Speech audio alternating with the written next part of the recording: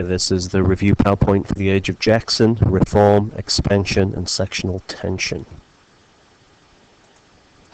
Start off with Andrew Jackson. Remember, the big thing about Andrew Jackson's presidency is that he was different to earlier presidents. Jackson was our 7th president.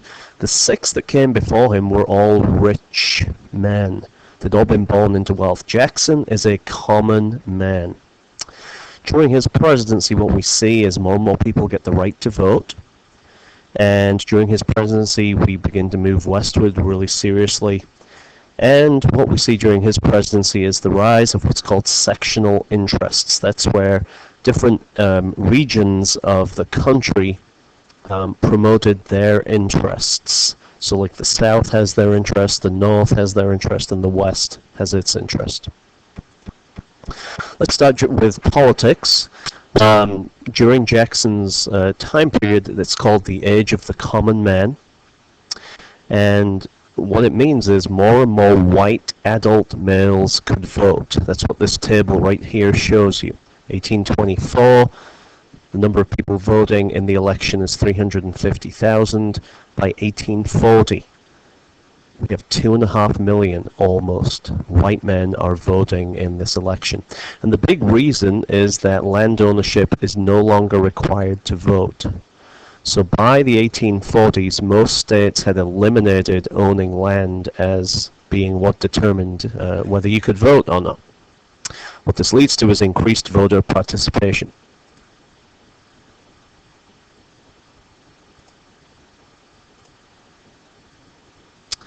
Jackson won the presidency by challenging the economic elite, and remember, the common man can vote now.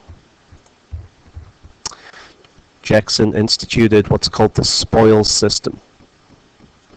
What that means is he rewarded his political supporters by putting ordinary people in government jobs, by placing the common man in public office, and that's what this little cartoon shows you. What's a spoils system? Means that we might get a job in the government, Luke. And that's a very bad American accent by me, but that's alright. During Jackson's presidency, we see a big clash between northern and southern interests. It's called the nullification crisis, and what it involves is the state of South Carolina tried to nullify or void, that means get rid of, the tariff of 1832. Alright, so all we mean by nullify is that South Carolina basically said that the tariff, which was a tax on imported goods, would not apply in the state of South Carolina. Jackson did not like this and threatened to send the army into South Carolina to collect tariffs. And this is one of the first sectional crises between the North and the South. Northerners tended to favor high tariffs. The reason is that would protect their manufactured goods from foreign competition. The South didn't like tariffs. Alright, they did not manufacture goods like the North. The South produces cash crops. So the South has to buy its goods from either the North or Europe, and tariffs make these goods more expensive. So the nullification crisis is our first big North-South sectional crisis in the 1800s. Jackson's emphasis on the common man led to an organized effort to reform American society. During Jackson's presidency, there's a lot of changes going on. The Industrial Revolution is beginning. We're building canals. We're building roads. Society is changing. One of the areas that people wanted to change was slavery. Slave revolts in Virginia led to harsh laws against fugitive slaves. There were 2 big slave revolts in Virginia, Nat Turner's Rebellion and Prosser's Rebellion. In the North, a group of people wanted to end slavery. These were known as abolitionists. In the 1830s, they wanted an immediate end to slavery. And one of the most famous abolitionists was a guy called William Lloyd Garrison, who produced a newspaper called The Liberator. Also during this time, women started a reform movement to try and get more rights for themselves. The big right that they were after was the right to vote. And at the Seneca Falls Convention, that is basically can be seen as a meeting where the issue of women's suffrage, that's the right of women to vote, was discussed. The two leading female reformers for the women's right to vote are Elizabeth Cady Stanton and Susan B. Anthony. Westward expansion. Your essential understanding here is that the American Republic prior to the Civil War experienced dramatic territorial expansion. Basically, in 1800, we're a tiny country. By the middle of the 1850s, we've gone all the way to the Pacific. American settlers are going to stream westward looking for economic opportunity in the form of farmland in the 1830s and the 1840s. Where do we expand? We expand into the Midwest, into the Southwest, and into Texas. And this is allowed by some of the new transportation that is being developed. Canals come first, and of course railroads. By the middle of the century, railroads are becoming more and more important. And we have this concept, Americans called this something, they called it manifest destiny. Maybe you recognize the picture on the right of the screen, which I'm sure all of your US history teachers showed you. This is a picture that shows kind of the concept of manifest destiny. Manifest destiny is the belief that that America was supposed to spread from the Atlantic to the Pacific, that our country was supposed to go from one coast to the other coast. You can see what that involved: farmers moving west, pioneers moving west, trains in the background, and of course what it means here is Native Americans and buffalo up at the top are fleeing. One of the most important westward expansion, one of the most important things in westward expansion came into Texas. Americans migrated into Texas while it was still owned by Mexico. This happened in the 1830s. Americans there are going to clash with the Mexican government, and Americans there are going to fight for Texas's independence, and Texas actually defeats Mexico, and in the 1840s Texas will be brought into the United States as a slave state.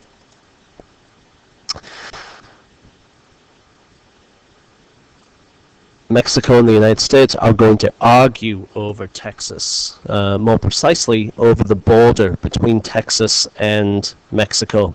As a result, Mexico and the United States are going to go to war. So the way to think about this first is that first Mexico fights with Texas, and then Mexico is going to fight with the United States. So a Texas border dispute between the United States and Mexico led to the war, which the United States won. Mexico ceded a huge amount of land that includes present-day California, Nevada, Utah, and Arizona. Ceded simply means gave up. So here's the map. Texas at first fights for its independence from Mexico, and it gains its independence. In 1845, Texas is annexed by Congress. That means it's added to the Union as a state. After Texas is added to the United States and Mexico went to war over the border of Texas. Mexico loses that war too, and gives up this area right here, known as the Mexican Cession. After we had added Oregon in 1846, Manifest Destiny was fulfilled, and the United States went from the Atlantic to the Pacific. Now, as we move west, this is a good thing. It adds land to the nation, but it also causes more problems. And as we move west, the nation struggles to resolve sectional issues. Remember, sectional means different sections of the country.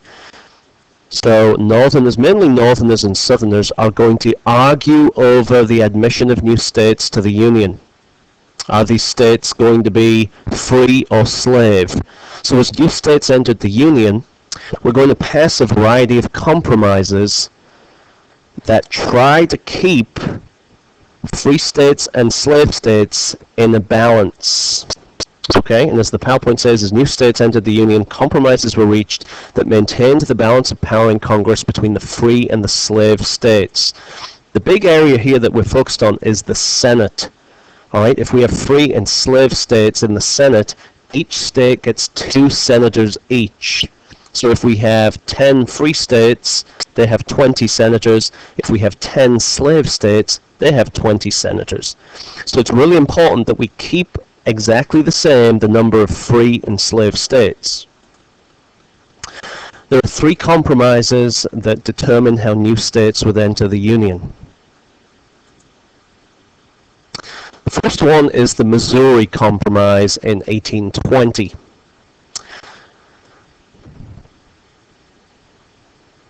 In 1820, Missouri had wanted to join the Union. At the time, there were 11 free states and 11 slave states. If Missouri joined as a slave state, that would unbalance the number of free and slave states. So in 1820, what we do is we allow Missouri to join, we allow Maine to join as a free state. So Maine joins as a free state, Missouri joins as a slave state, and then we're going to draw this little red line. And this little red line applies to the Louisiana Purchase. North of the line, slavery is not allowed. South of the line, slavery is allowed. Now this is going to work for 30 years, and basically for the next 30 years, every time a new state joins the Union, another new state will also join. So we're always adding states in groups of 2. It's kind of like Noah's Ark. So we add a free state and a slave state every single time. Now, in 1850, we can't do this. We've just won the war against Mexico, and gold had been discovered in California. California wanted to join the Union. The problem was California wants to join as a free state. That would give the free states control of the Senate. There is no slave state at this point that could join the Union. So the Compromise of 1850 is a little bit different to the Missouri Compromise. In the Missouri Compromise, we're adding a free state and a slave state, and we draw a line in the Louisiana Purchase. In 1850, we have to get creative. California joins the Union as a free state. That's a big victory for the North. We have to give the South something, and the South gets a new, stricter Fugitive Slave Act. And this is going to lead to big fights in the 1850s. So California joins the Union as a free state, and the big thing that the South gets is the Fugitive Slave Act. So in the Compromise of 1850, the Northern victory, California enters as a free state. Southern victory, a new, stricter Fugitive Slave Act. Unfortunately, this compromise doesn't really work out because a lot of Northerners didn't like the Fugitive Slave Act. It forced Northerners to help return runaway slaves, and a lot of Northerners didn't want to do that, and as a result, the compromise doesn't work out very well. Our last compromise or law is 1854. We've added California to the Union. The problem is California's out there on its own. It's all alone, it's all lonely. And some Americans wanted to join California to the eastern states. And people had the idea of building a railroad to join California. The problem is everyone wanted the railroad to go through their region of the country. So Southerners wanted a railroad that would go down here. Northerners wanted a railroad that would go up here. So, a guy called Stephen Douglas from Illinois, he wants the railroad to go up here. He knows to do this, he has to give the South something. So, the Kansas-Nebraska Act in 1854 is going to get rid of the Missouri Compromise. So remember the line that we drew in the Missouri Compromise, the line that said slavery could not exist north of that line. Well, it doesn't exist anymore. The Kansas-Nebraska Act got rid of the Missouri Compromise, so this line no longer applies. It created two territories, Kansas and Nebraska, and Stephen Douglas and Congress basically were going to allow the citizens of these territories to choose whether they wanted slavery or not. It was supposed to unite the nation, however, it led to problems because what we're going to see in Kansas, Northerners and Southerners are going to go to Kansas to try and affect the vote. So Northerners are going to go and try and make it a free state, Southerners are going to go and try and make it a slave state.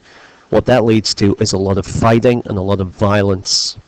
It also leads, this act, the Kansas-Nebraska Act, leads to the creation of the Republican Party, a party that is committed to stopping the spread of slavery.